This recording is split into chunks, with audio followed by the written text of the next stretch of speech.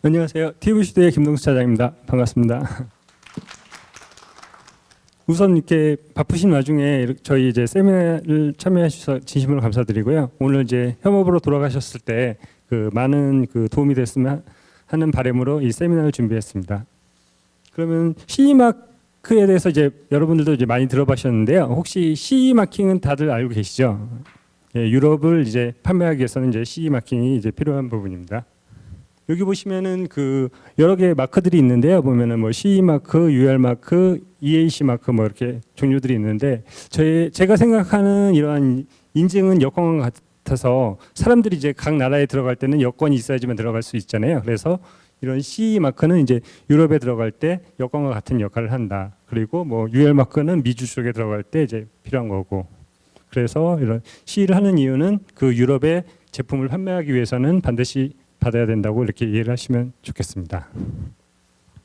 그러면 CE 마킹이 무엇인지 이제 설명을 드리면요. 첫 번째 CE는 프랑스어로 콘포미티 우르피앙으로서 이제 유래되고 영어로서는 유로피안 콘포미티, 그러니까 유럽 규격 준수라는 뜻입니다. 그래서 이런 CE 마킹을 했을 때는 유럽의 레귤레이션이라든지 디렉티브에 이제 만족한다는 것을 이제 제조사가 선언을 하는 의미가 되는 거고요. 그리고 CE 마킹을 이제 제품에 표시를 하면은 그 지침이나 규정상의 안전, 환경, 보건 이제 필수 요구 사항을 이제 그 제조업체가 만족한다고 이제 선언을 하는 뜻입니다. 그래서 CE 마킹을 이제 하게 되면은 그 유럽 연합 및 유럽 자유무역 연합을 포함해서 이제 유럽 경제 지역 단일 시장 31개국을 이제 통용할 수 있는 이런 하나의 마크가 되겠습니다. 보통 뭐 각 나라에 우리나라에는 KC 마크, 뭐 미주 쪽에는 NRTL 마크 쪽이 있는데 그는 각각 하나의 인증으로서 이제 한 국가를 가고 있지만 CE 마킹의 장점은 하나의 인증으로 이제 31개국이 이제 커버할 수 있다는 좀 제조사 입장에서는 이제 수출하는 데 이제 많은 도움이 될 수 있을 것 같습니다.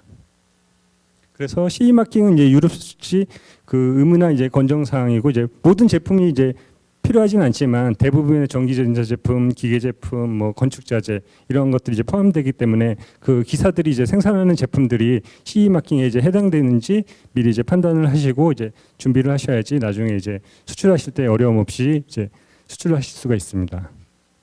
그래서 CE 마킹은 이제 안전을 상징하지만 이제 품질까지 보장하지는 않습니다. 대부분 많은 이제 제조사분들이 착각하시는 게 우리가 이제 CE 마킹이라든지 어떤 이제 안전 인증 뭐를 받았을 때 우리 품질이 우수해 뭐 그렇게 평가를 하시는 분도 계시는데 하나의 그 인증 마크는 그 필수 요구 사항을 이제 만족하는 거지 이제 품질이라든지 그런 부분은 포함하지 않기 때문에 이 점을 좀 유의하시면 될 것 같습니다.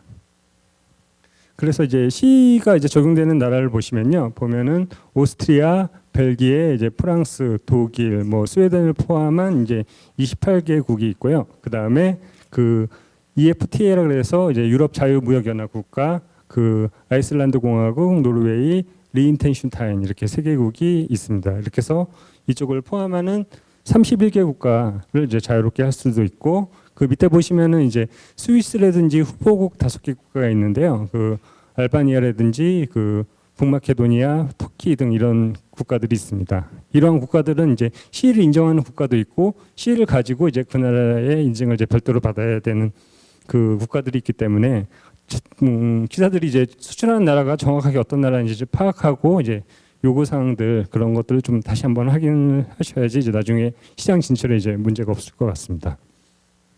그러면 이제 CE 마킹을 하실 때 이제 어떤 절차로 이제 진행을 돼야 되는지 이제 설명을 드리면은 총 이제 5단계로 이렇게 하시는 게 제일 좋으신데요. 첫 번째 단계에는 이제 해당 디렉티브라든지 이제 레귤레이션을 확인을 하시고 그 다음에 이제 그 확인된 걸 가지고 시험을 실시하고 그 다음에 그 TCF 문서 이제 그 테크니컬 컨스트럭션 파일이라고 해가지고 유럽에는 그 해당 그 요구 사항들이 있어요. 그런 걸 다 준비를 하시고 이제 저희 제품에 이제 문제가 없다는 적합성 선언서를 이제 하나를 만드셔서 선언을 하시고 그 다음에 제품에 이제 CE 마킹을 하신 다음에 이제 시장에 유통을 시켜야 될 것 같습니다. 그래서 각 단계별로 이제 자세히 보시면은 첫 번째 단계는 그 제품 저희 그 제조사가 이제 제품에 대한 이제 적용 지침이라든지 레귤레이션을 어떻게 할 것인지 그걸 이제 파악을 하신 다음에 해당 규격을 파악을 먼저 하셔야 될 것 같습니다. 그다음에 CE 마킹을 위한 이제 적용 모듈이 8개가 있는데요. A부터 H 단계가 있는데 그 제품에 해당되는 모듈이 있기 때문에 뭐 그 해당되는 제품이 B 모듈인지 D 모듈인지 A인지 그걸 또 확인을 하셔야 될 것 같습니다. 그 다음에 이제 지침별로 이제 필요한 요구 사항이 틀리기 때문에 그걸 이제 항목별로 이제 정리를 하셔가지고 준비를 하셔야 되고 관련 규격과 이제 지침상의 필수 요건의 적합성을 증명하기 위한 이제 기술적인 이제 대응을 준비하셔야지 나중에 이제 제품이 필드에 나갔을 때 문제가 됐을 때 이제 즉각적으로 대응할 수 있게끔 준비를 하셔야 될 것 같습니다. 이 1단계이고요. 2단계는 이제 1단계에서 이제 그 규격이라든지 그런 걸 이제 파악을 하셨으니까 그러한 그 요구 EN 스탠다드에 따라서 시험이라든지 시험 작성서를 작성을 해야 될 것 같습니다. 이게 2단계고 그 다음 단계는 이제 테크니컬 컨스트럭션 파일을 작성하고 준비하시고 이때 주의하셔야 될 게 이제 지침에 따라 요구 사항이 다 틀리기 때문에 그 디렉티브별로 정확하게 파악하신 다음에 이제 준비를 하셔야 될 것 같습니다. 그 다음에 이제 4단계로서 지침상의 이제 필수 요건의 적합성을 보증하는 이제 선언서를 작성을 하고 이제 승인을 택해야 되고 이제 유럽에 이제 유통하기 전에는 제품에 반드시 이제 CE 마크를 부착하신 다음에 유통을 시켜야 될 것 같습니다. 그 다음으로는 그러면 유럽의 이제 디렉티브라든지 레귤레이션이 어떤 것이 있는지를 이제 살펴보도록 하겠습니다. 보시면 이렇게 전기 제품들이 많이 있는데요. 보면은 전자파 지침, 방폭기기. 방폭기기는 이제 포박스 환경에 사용되는 뭐 주유소라든지 그런데 전자제품이 쓰인다. 그럴 때는 이제 아텍스를 이제 적용을 하셔야 되고, 그다음에 이제 저전압 지침 LVD라고 해가지고 대부분의 이제 전기전자 제품이 속하고 있습니다. 그다음에 그 전기전자 제품 중에서 이제 무선 기능을 가지고 있는 제품들은 이제 RED 디렉티브를 이제 적용하게끔 되어 있고, 그다음에 이제 그 유해성 물질인 ROHS를 같이 적용하게끔 되어 있습니다. 그다음에 또 다른 제품군으로는 보시면은 그 기계라든지 운송 수단이 있는데요. 그때는 이제 그 사람을 나르는 이제 케이블에 대한 지침도 있고 방폭기기. 아까 전기전자 제품에서도 이제 방폭이 있지만 그 하나의 제품이 어느 이제 용도로 쓰이냐에 따라서 하나의 디렉티브가 아닌 뭐 여러 개에 해당되는 걸 다 적용할 수가 있습니다. 그래서 이제 뭐 가스기기, 승강기, 기계류, 압력기기 뭐 0.5bar 이상 되는 뭐 압력을 사용하는 제품이라든지 철도 뭐 단순 압력기기 이러한 것들이 이제 기계 및 운송 수단에 대한 디렉티브로 볼 수가 있습니다. 그다음에 의료기가 있는데요. 그러면 이제 사람 이제 몸에 들어가서 이제 사용하는 뭐 능동 316 의료기기라든지 외부에서 진단할 수 있는 기기, 모니터라든지 뭐 엑스레이 같이 이제 의료기기들이 이제 MDD 디렉티브가 있고 이런 그 지침들을 따라서 인증을 진행해야 됩니다. 여기에 만약에 무선 기능이 있다 그러면 아까 말씀드린 뭐 RED라든지 그런 제품을 또 디렉티브를 같이 적용해야 되기 때문에 그 제품의 그 사용 부품이라든지 기능을 정확하게 파악하셔서 해당 그 디렉티브를 적용을 해줘야 될 것 같습니다. 그 외로는 이제 화학 그 물질에 대한 리치, 그다음에 이제 폭약에 대한 지침, 불꽃놀이 뭐 이런 그 화학에 대한 지침들이 있고요. 그다음에 이제 건축 자재, 그 건물을 이루는 자재들도 다 인증을 받아야 돼서 CPR로 해가지고 이제 건축 자재 디렉티브가 있습니다. 그리고 다음은 이제 소비재 이제 작업자 보호에 대한 부분으로서 화장품이라든지 일반 제품 안정, 개인 보호 장치, 사람이 사용되는 뭐 글러브라든지 그 PP 개인을 이제 보호할 수 있는 디렉티브가 있고, 이제 어린이들이 이제 사용할 때는 이제 장난감 토이 디렉티브에 따라서 그 제품을 이제 평가하고 이제 인증을 진행을 해야 될 것 같습니다. 그리고 이제 측정 기술에 사용되는 이제 측정 기기라든지 계량기 이런 것들이 이제 별도의 지침들이 있어서 그 지침에 따라서 시험 및 인증이 이제 필요한 부분이고, ERP라고 그래가지고 요즘 많이 하고 있는데 에너지에 대한 그 에코 디자인 및 라벨링에 대한 이제 디렉티브도 있습니다. 그리고 제품을 사용하는데 이제 포장이라든지 포장 폐기물에 대한 이제 디렉티브도 있어서 이런 지침들도 이제 적용을 해서 CE 마킹을 준비를 하셔야 될 것 같습니다. 예, 지금까지는 이제 EU 디렉티브 및 레귤레이션에 대해서 이제 설명을 드렸고요.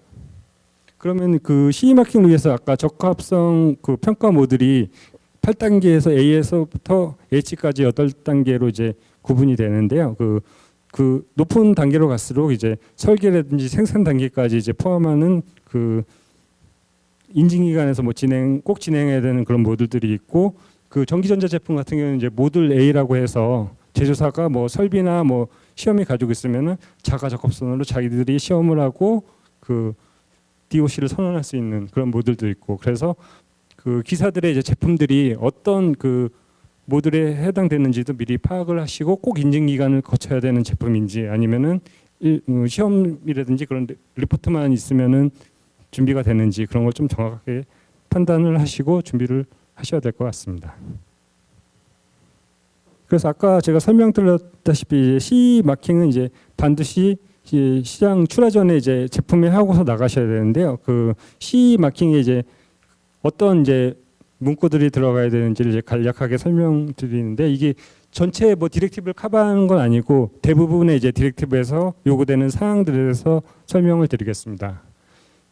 제조자명 보면은 뭐 LG라든지 삼성이라든지 제조자에 대한 그 명이 들어가거나 아니면 트레이드 마크가 이제 들어가면 되고요. 또 의료기 같은 경우는 뭐 수입자를 강제로 뭐 기재하는 그런 사항들도 있기 때문에 해당 디렉티브를 좀 더 이제 자세히 확인을 해봐야 될 것 같습니다.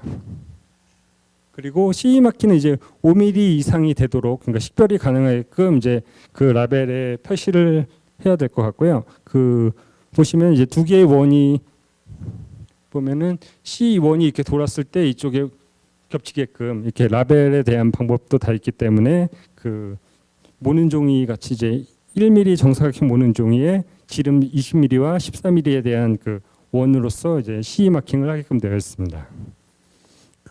제가 예전에 그 독일 쪽에서 받았는데요. C하고 E가 막 가깝게 이렇게 되어 있는 제품들이 있는데, 그런 제품들은 이제 중국 제품으로 이제 많이 오인을 해서 그 유통할 때 이렇게 문제가 있다고 해가지고 이런 마킹 가이드는 정확하게 지키시는 게 좋습니다.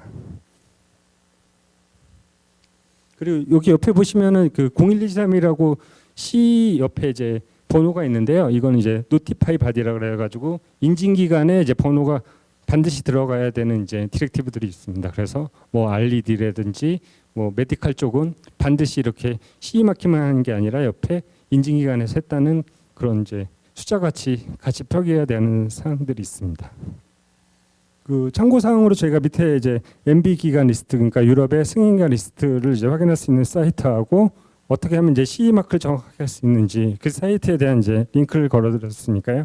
한번 이제 필요하시면은 이제 들어가셔서 한 번씩 들어가서 확인을 해보시면 될 것 같습니다. 그럼 다음으로 이제 저전압 전기전자용품 안전 지침에 대해 및 이제 규격에 대해서 이제 설명을 드리도록 하겠습니다. 그 저전압 지침은 그 보시다시피, 그러니까 AC는 50에서 1000V, DC는 이제 75에서 1500V 안에 드는 그 전기전자 기기류에 이제 해당되는 이제 디렉티브고요. 그러니까 대부분 사용되는 이제 전기전자 제품이라고 보시면 될 것 같고, 아까 그 저전압 지침은 이제 모듈 A를 따르기 때문에 그 DOC를 이제 준비하시면 됩니다. 제조사들이 설비라든지 시험을 할 수 있으면은 그 자체적으로 그 규격을 확인하신 다음에 시험 및 리포트를 준비하셔서 해도 되지만, 이제 대부분의 이제 업체들이 그런 여력이 안 가지고 계시기 때문에 저희와 같은 뭐 인증 기관이라든지 규격 기관에 요청을 하셔서 저희 쪽이 시험 및 이제 인증까지 하나의 이제 원스톱 서비스를 이제 제공해 드리고 있습니다. 그래서 저희 이제 TV 슛은 LV에 대한 그 승인 그 기간이고, 이제 COC, 그러니까 그 LVD는 DOC도 가능하지만 그 유럽에 나갔을 때 이제 공신력을 위해서 가끔 이제 COC를 많이 요구하는 데가 많이 있기 때문에 COC로 준비하시면은 기사의 그 제품을 이제 홍보하실 때 많은 이제 도움이 될 것 같습니다. 그러면 다음은 이제 그 저전압 지침에 대한 이제 규격들에서 이제 간단하게 설명을 드리겠습니다. 그 유로파 사이트에 가시면은 그 해당 제품이 어떤 규격을 따라야 되는지 나와 있는데요. 대부분 제품들을 간단하게 설명을 드리면은 왼쪽에 보시면은 이 모니터 제품인데, 이건 이제 IT 장비라고 해서 이제 EN6090-를 따르게끔 되어 있습니다. 그래서 그 정보통신기기에 해당되는 뭐 팩스기, 복사기, 그 다음에 이제 모니터라든지 PC 이런 제품들은 EN6090에 따라서 이제 시험을 하게끔 되어 있고, 이제 오디오 비디오 제품, 프로젝트라든지 TV 이러한 제품들은 이제 EN60065를 이제 따르게끔 되어 있습니다. 여기서 주의하실 그 사항은 이제 6090하고 65가 내년 12월 20일부로 이제 완료가 돼서 이때 이제 새로운 규격이 이제 62368로 변환이 되기 때문에 기존에 인증받았던 제품을 다 이제 트랜스퍼하거나 새로운 제품은 내년 말부터는 이제 62368-1로 이제 인증을 진행을 해야 될 것 같습니다. 그 다음은 이제 가전용 제품, 그 다리미라든지 그 다음에 이제 뭐 믹서기, 한마디로 이제 가정에서 사용할 수 있는 기기들, 세탁기, 뭐 냉장고 이런 것들은 이제 EN60335-1 이게 제너럴 규격이고, 그 파티큘러 규격이라고 해가지고 그 제품에 맞는 2- 몇 번에 대한 규격을 같이 적용하시면 될 것 같습니다.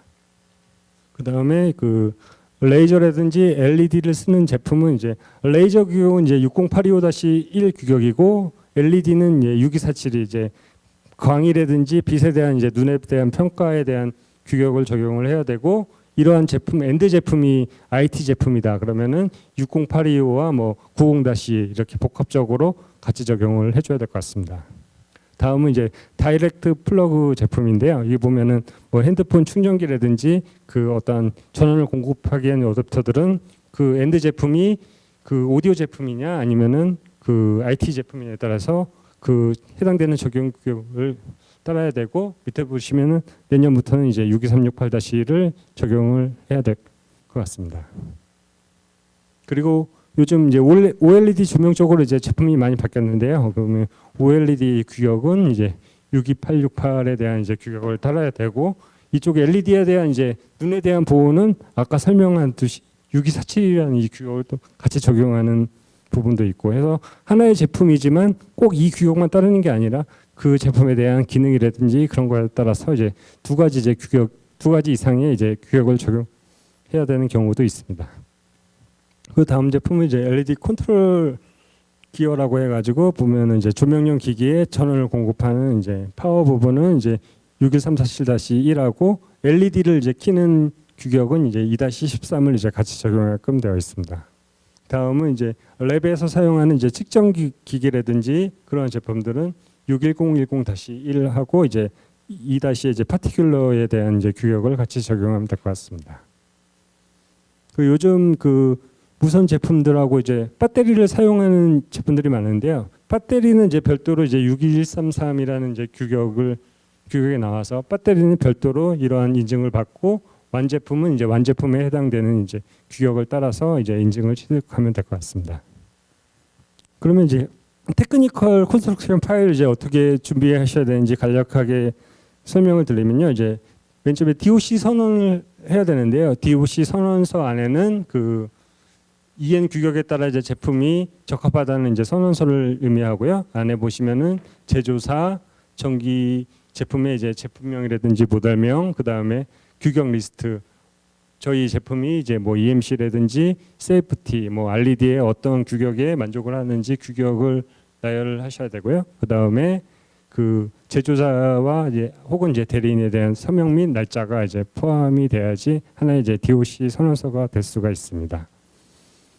그 다음에 DOC 선언서 플러스 이제 제품에 대한 설명, 디스크립션을 해주셔야 되고, 그 해당되는 규격 리스트, 그 다음에 이제 필수적으로 디렉티별로 그 해당되는 체크리스트에 따라서 이제 그 목록을 작성을 해주시고, 시험 그 아까 EN 규격에 따라서 시험한 이제 성적서, 그 다음에 그 LVD 디렉티브에 이제 2016년 4월에 이제 변경되면서 그 위험성 평가라는 부분이 들어서 우리 제품이 그 유저한테 그 안전하다는 그 위험성 평가까지 다 포함하셔서 이제 준비를 하셔야 될 것 같습니다.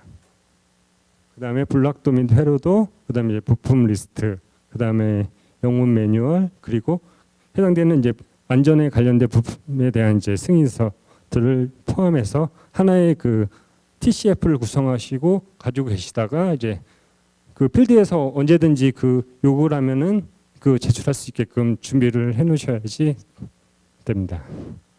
그러면 이제 LVD 이제 CE 마킹을 위해서 이제 기사들이 이제 CE 마킹에서 이제 준비를 해야 고 이제 저희 같은 인증기관이나 시험기관한테 뭐 견적이라든지 진행을 할 때 필요한 그 서류들에 대해서 간단하게 설명을 드리면 영문 사용 설명서 이걸 이제 요청드리는 이유는 이제 제품의 기능이라든지 어떤 규격을 적용해야 될지를 정확하게 파악하기 위해서 이제 영문 매뉴얼을 요청을 하고 라벨 도안 아까 말씀드렸다시피 CE 마킹이라든지 필수 요구 사항들이 있기 때문에 그런 거를 이제 체크를 하고 규격에서 요구하는 그런 마킹 사항들이 누락되는지를 이제 점검하기 위해서 저희가 요청을 드리고 있습니다.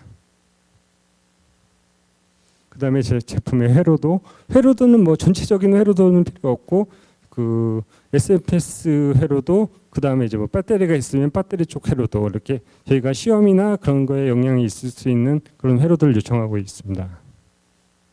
그리고 SMPS가 이제 승인품일과 비승인품으로 나눌 수가 있는데요. 승인품일 때는 저희가 그 CB 승인서 및 성적서를 요청하고 있고 혹은 이제 유럽이기 때문에 EN으로 난 그 인증서라든지 성적서도 이제 대체가 가능합니다. 그 다음에 SMPS가 이제 비승인품일 경우에는 부품 넘버라든지 그런 게 나와 있는 BOM, 그 다음에 전격 인증 여부를 확인을 해야 되고 트랜스포머라든지 라인 필터 같은 경우는 사용서를 저희가 검토를 하게끔 되어 있고 트랜스포머 같은 경우는 1, 2차에 걸려 있기 때문에 저희가 이제 다 까봐가지고 그 안에 이제 구조 같은 걸 봐야 되기 때문에 미함층까지 요구를 하고 있습니다. 그 다음에 저희가 이제 부품을 이제 단락 시험을 하기 때문에 그 수리할 수 있는 부품 같은 걸 요청을 하고 있습니다. 그 외에 이제 터치 코드라든지 그 스위치, 인넷 같이 이제 안전에 관련된 이제 부품들은 다 이제 유럽 승인품을 사용하셔야 되고 그런 승인서를 이제 제출을 하셔야지 이제 CE 인증을 진행 가능하도록 되어 있습니다. 그럼 이상으로 LVD 그 설명을 마치고 저희 박노현 차장님께서 머시너리 쪽에 그 세미나를 해드리겠습니다. 감사합니다.